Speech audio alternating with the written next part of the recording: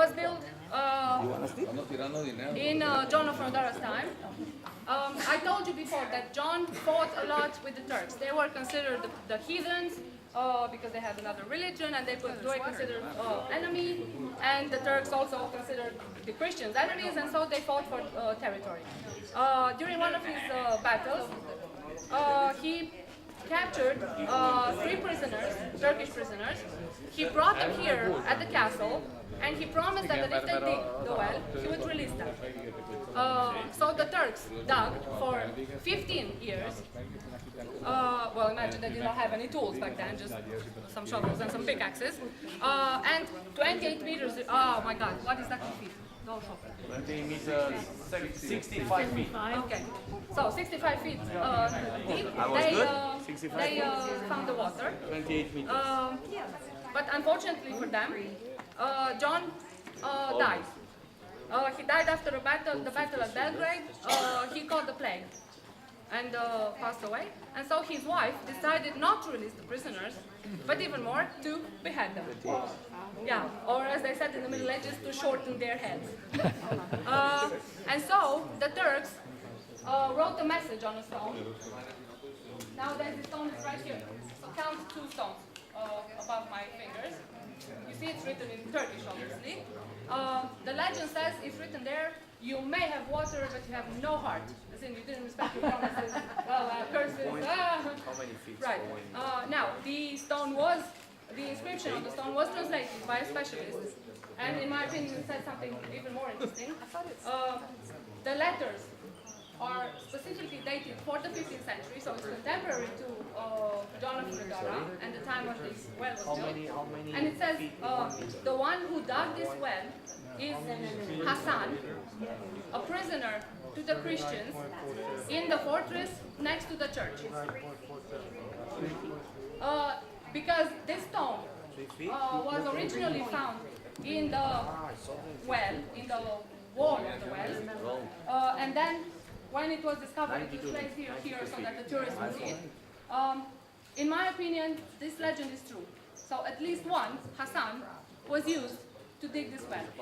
It is a custom of the Middle Ages that prisoners of war who could not ransom themselves with gold would actually be used as slaves, pretty much, because you don't have to pay them, you don't have to feed them over much, and then you get to have fun with them by killing them.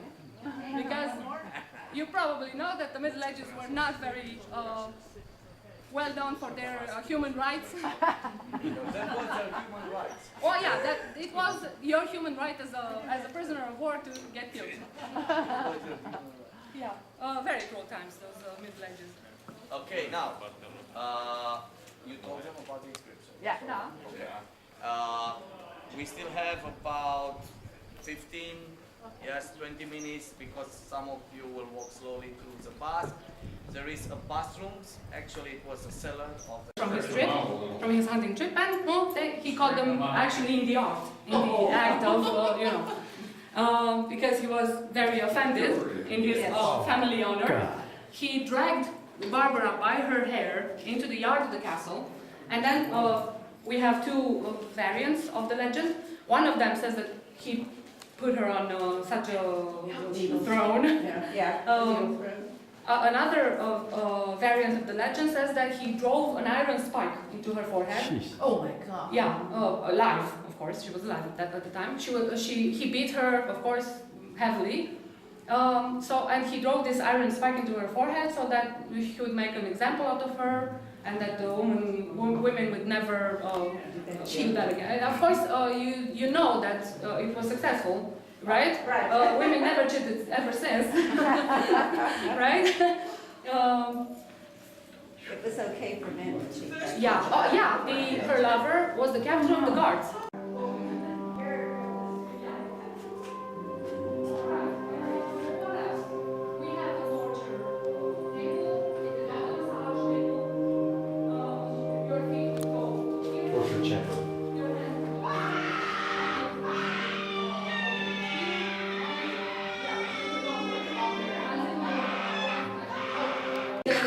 Tie the screws, and of course the spikes would actually penetrate your skin and your bone, and then guess what?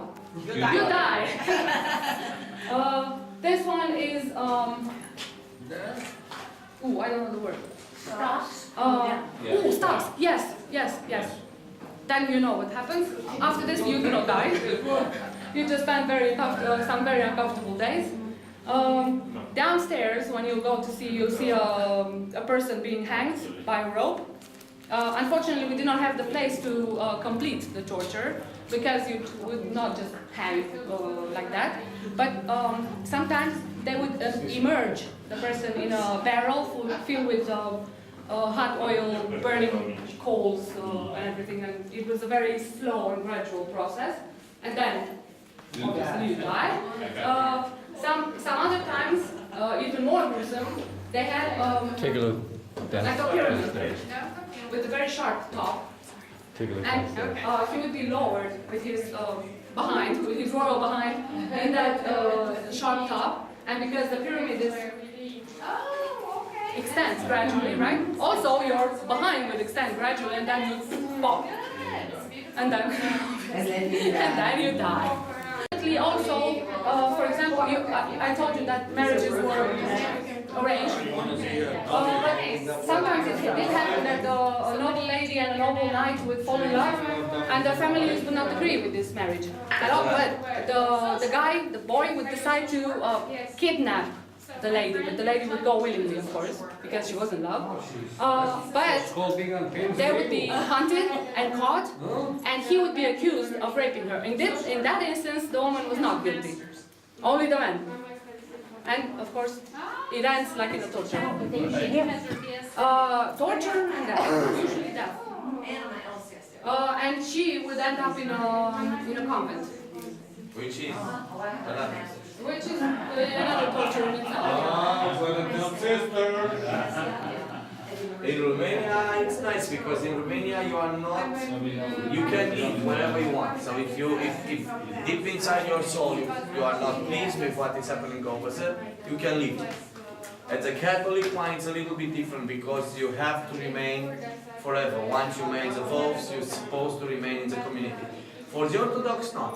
And the Orthodox is just You can stay as a civilian if you want, and not take the but vows. as a civilian you cannot attend all the services. Yeah, You have yeah. a limit of the services that And you cannot you'd be attend. pretty much like a servant. And you're treated much like a servant. Yeah, you have to clean and do it. The real sister was the one who are learning and doing it. Or brother. Sibiu.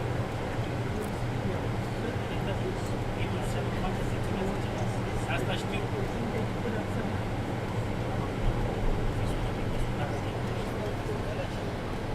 S-a stupat.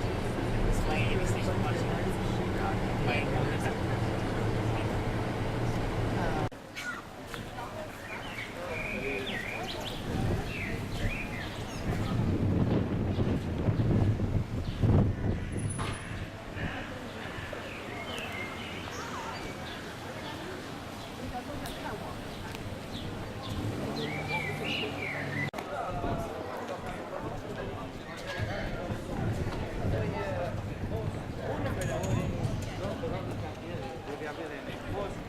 Devi avere questa